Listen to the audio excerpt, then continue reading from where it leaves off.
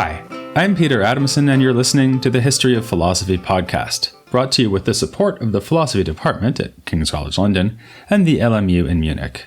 Online at www.historyofphilosophy.net. Today's episode, On the Money, Medieval Economic Theory. Suppose you are a medieval merchant traveling with a wagon load of grain to a town where grain is in short supply. Given the circumstances, you know that you'll be able to sell your goods for a high price, perhaps double or triple the usual going rate. You also happen to know that only 1 day's travel behind you, another much larger shipment of grain is headed towards the same city. Do you have the obligation to reveal this to your customers, foregoing your advantage and selling at the normal price? Your answer might depend on whether you had read Thomas Aquinas. In his Summa Theologiae, he asks what a merchant in this situation ought to do. His answer is that the bounds of justice do not require divulging information that would reduce the price, even though it would be particularly admirable were the merchant honest enough to do so. A similar example is considered by Henry of Ghent, who allows someone to buy a horse and then sell it in the same city at a higher price only 1 hour later, if, in the intervening time, all other horses on the market have been taken away from the city on ships. Such cases raise problems that were central in medieval thinking about economics. It's not a subject we have discussed very much here on the podcast, even though a not dissimilar example came up in the very first episode, where we heard of the pre-Socratic philosopher Thales buying up all the olive oil presses to reap a windfall from a bumper crop of olives he had predicted. We know that story because we are told it in Aristotle's Politics, in the midst of a discussion of money-making to illustrate the concept of a monopoly. It's a text that left the medievals with complicated feelings on the subject of money and money-making. While Aristotle recognizes what he calls a natural art of dealing with money, which needs to be practiced by householders and politicians, he is disdainful of unnatural pursuit of boundless wealth and of those who see money as an end in itself. Rather, as Aristotle had already explained in the Ethics, money is really an instrument of exchange, which allows us to trade very different goods, Aristotle's example is shoes and houses, by introducing a common measure of value. The exchange between buyer and seller will be just, Aristotle says, when that exchange is equal, both sides getting something equivalent in value to what they give up. This may seem like no more than common sense. If I persuade you to sell me your house in exchange for a single shoe, then surely I have behaved unjustly, if not illegally. Come to think of it, maybe the old woman who lived in a shoe was the victim of this very scam. But the cases described by Aquinas and Henry of Ghent show that things must be more complicated. It seems strange that a horse could be equal in value to 1 gold coin at noon and to 5 gold coins an hour later, only because the other horses have departed on ships. Or consider the following scenario. You have a horse, and a farmer needs a horse to bring in his harvest. So in exchange for 1 gold coin, you let the farmer use the horse for a week. At the end of the bargain, you have a gold coin and the horse you started with, whereas the farmer has none of your property. That doesn't look like an equal exchange, yet the farmer doesn't feel cheated in any way. Or imagine that you are a money changer who greets people as they come over the border from Germany into France. Let's say that you're changing German currency into French coins of equivalent value because the German coins are not legal tender in France. It seems a valuable service, and your customers are perfectly willing to take part, even though you take a small profit on each trade, receiving 100 gold German coins and paying out only 99 French coins. The exchange is evidently not equal because you hand over less money than you took, but does that mean an injustice was committed? Or finally, take the case of what the medievals called usury. You need to pay your rent, so you borrow some money from your friend, the farmer. The farmer agrees to lend you 10 gold coins for a month, at the end of which you should pay him 11 gold coins. In this case, the farmer gives you 10 coins and after a month's wait gets 11 back. It's a clear case of injustice by Aristotle's definition. And in his Politics, he does not hesitate to condemn it, saying that it is like breeding offspring from something that is in fact barren, and then adding that usury is the most unnatural of all ways to make money. The scholastics gave careful thought to these matters, and not only because they were in the business of commenting on Aristotle. The medieval university was itself a business, with the relation between teacher and student involving monetary exchange. Certain positions at the university could bring with them further financial obligations. For instance, Nicole Oresme, who is going to feature towards the end of this episode, was made Grand Master of his college at the University of Paris in the 1350s, a role which would have involved dealing with the college's expenditures.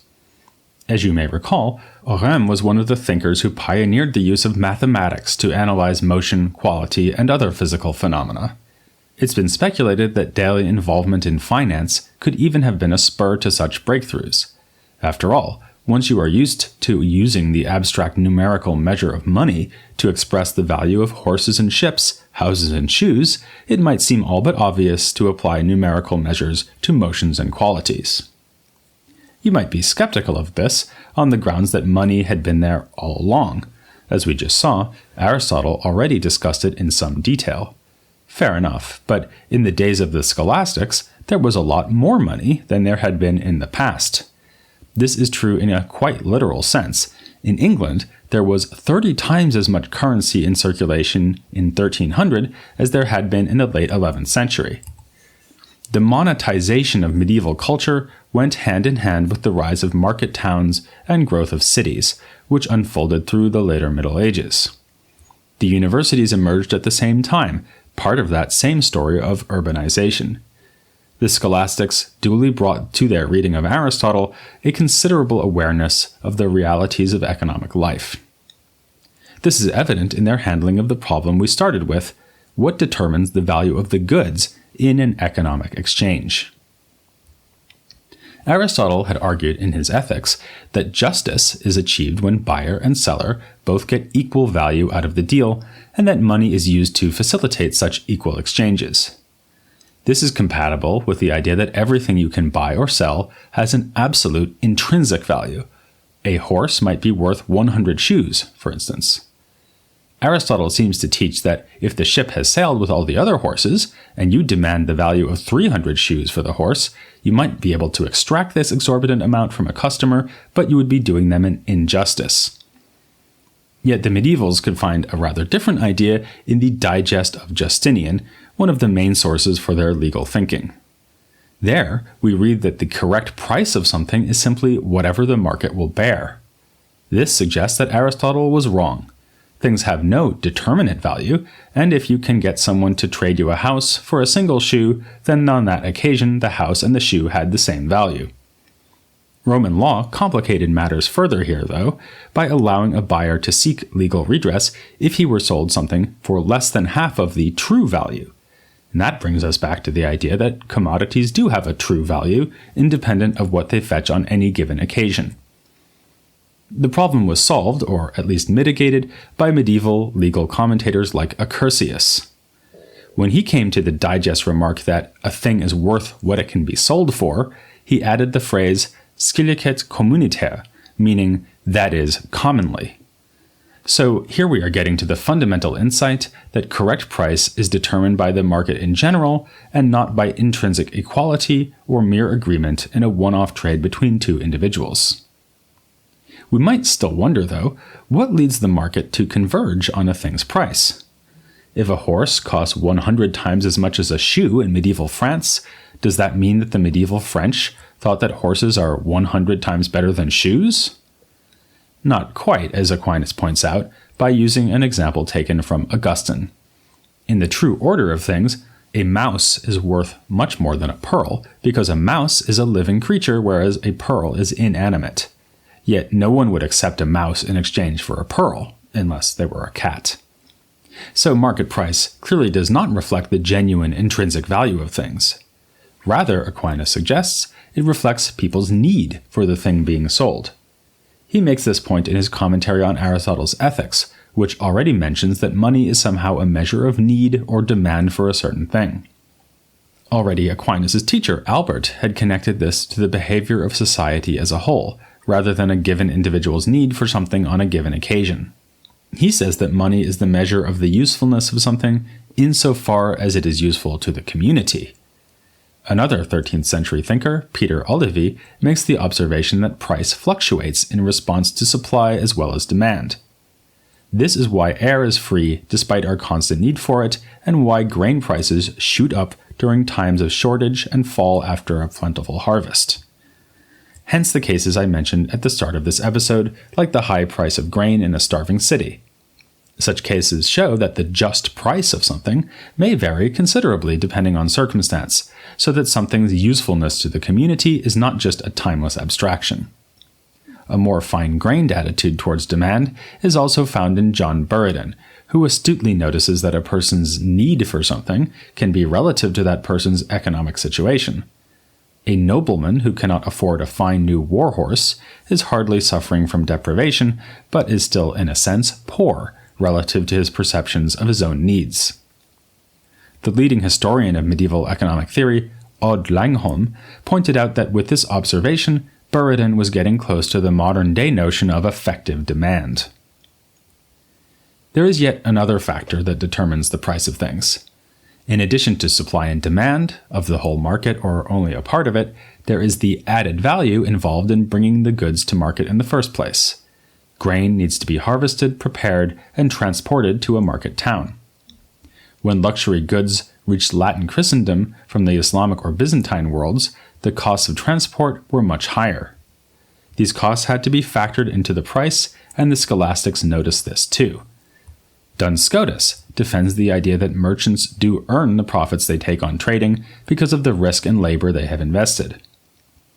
Thus, medieval analysis of justice in economic life led to a gradual softening of attitudes towards the life of money-making. It had long been a commonplace to say that the very existence of private property was a result of humanity's fall from grace. Were it not for original sin, things would be shared peacefully in common. Aquinas spells out the consequences with a remark about human nature that should have been taken more seriously by communists 700 years later. Were all things held in common, everyone would avoid doing any work and leave to others that which concerns the community. Given the connection between economics and human frailty, it's hardly surprising to find Christian texts from late antiquity onwards warning that the life of the merchant is unusually liable to sin. It is much like the life of the soldier, except that the merchant's sins have to do with greed and dishonesty rather than violence. Here, for once, there seemed to be a perfect fit between church teaching and Aristotle, since, as we saw, he inveighs against the unnaturalness of building up wealth, and especially against any practice that tries to make a profit off of money itself. From a modern-day point of view, this seems completely wrong-headed. We understand that banks need to charge interest on loans, and that it will cost us a bit of money to exchange currencies. Again, the medievals were not totally blind to this fact. A remarkable discussion of profit on loans is found in Durandus of Saint Poussin.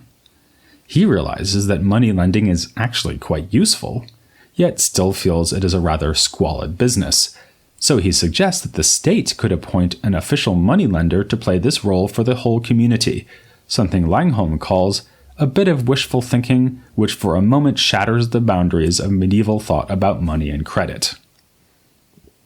The reason that medievals were so reluctant to concede the right to make money from loans is that it constitutes usury, considered an abomination by both Aristotle and Christian doctrine. The religious injunction traces back to biblical passages like Luke 6:35, "Lend, hoping for nothing again." So, it was uncontroversial that usury was wicked. The question was, why?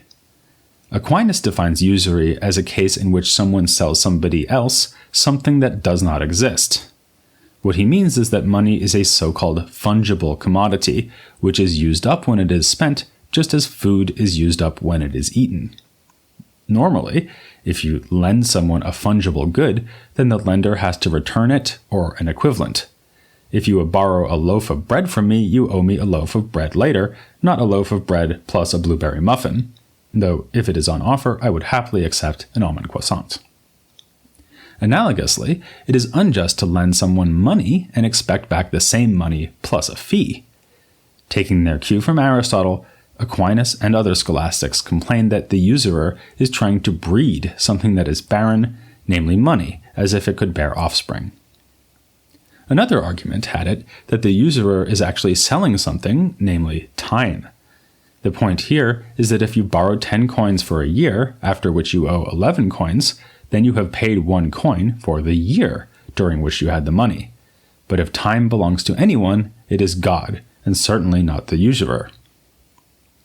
There's an obvious problem here, namely that usury is incredibly useful, and even essential to a well-run economy.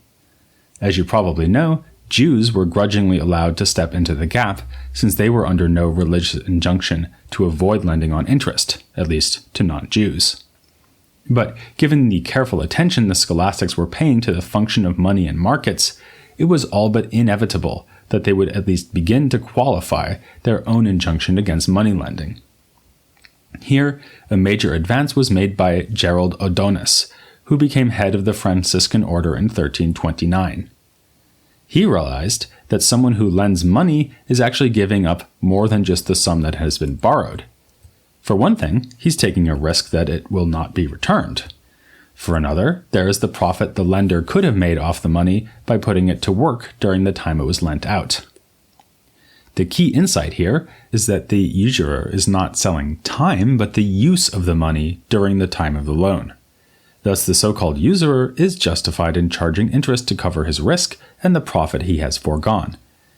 This leaves Adonis in the awkward position of having to explain why usury is forbidden at all.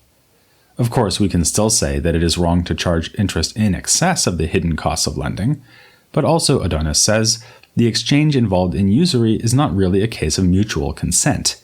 The borrower does enter into the contract voluntarily, but would much rather have been able to use the money without the added fee. So in this sense, there is still some compulsion involved. Despite Adonis's nuanced discussion, it remained the case that just about the worst thing you could say about an economic transaction was to compare it to usury. A good illustration can be found in what may be the most extraordinary medieval text on economics, the first treatise on the nature of money itself, Nicole Oresme's diatribe against the debasement of currency. This was a depressingly common feature of medieval life in general, and 14th century France in particular.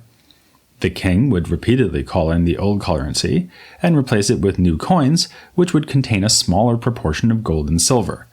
This would allow the state to profit by keeping the extra precious metal for itself. For Oresme, currency debasement is indeed like usury, because it tries to generate something from what is itself barren. Actually, it is even worse, because at least the usurer gets his victim to agree to a contract, whereas the king debases the currency without the consent of the community. It violates the very nature of money, which is an instrument of trade owned in general by the whole community, and in particular by the person who earned a given quantity of money. It is not the king's to do with as he will. Oresme's defense of the integrity of money is remarkable in at least two ways. First, there is his extremely positive attitude towards money itself. While it can be put to perverted uses by the greedy, it is vital to the maintenance of society. He even ascribes to divine providence the existence of gold and silver, which are so perfect for turning into coins. Precious metal is durable and portable, and rare enough to retain its value, something ensured by nature herself when she thwarts the attempts of alchemists to make gold. Second, there is Oresme's penetrating analysis of the drawbacks of debasement. He sees that currency itself can become a sort of commodity whose value is sensitive to market forces. At one point, he even anticipates the law that bad money drives out good, called Gresham's law after an advisor to Queen Elizabeth I, who hit upon a similar realization. The version of the problem noticed by Oresme is that when currency is debased, older coins are hoarded or taken abroad because they have more gold and silver in them than the new coins, despite their identical face value. The observation is remarkable, in part because Oresme does not complain about the citizens who engage in hoarding and speculation. Rather, he blames the king, who should anticipate such consequences and avoid creating conditions where such speculation is bound to ensue. This treatise would by itself justify Nicole Oresme's claim to be among the more interesting thinkers of the mid-14th century. He showed that theoretical discussions of money could play a role in guiding government policy. A sound currency depends on a sound understanding of currency. But, Like a currency exchanger with favorable rates, Oresme has still more to offer. We've already seen that he contributed to the scientific advances of the period, and he was also a key figure in another important development of the 14th century. This was the emergence of vernacular languages as a context for philosophy. Oresme translated his own treatise on money into French, and also rendered Aristotle's Ethics and Politics into this language for the French King Charles V. We've met vernacular authors in previous installments like Marguerite Porete and Dante. But in the coming episodes, non-Latin literature is going to be a major theme, as we look at the vernacular writings of German Dominicans, the English mysticism of the Cloud of Unknowing and Julian of Norwich, and even that greatest figure of medieval English literature, Geoffrey Chaucer. So, lend me your ears and invest some of your time with me as I turn to the great German philosopher and mystic, Meister Eckhart, next time here on the History of Philosophy Without Any Gaps.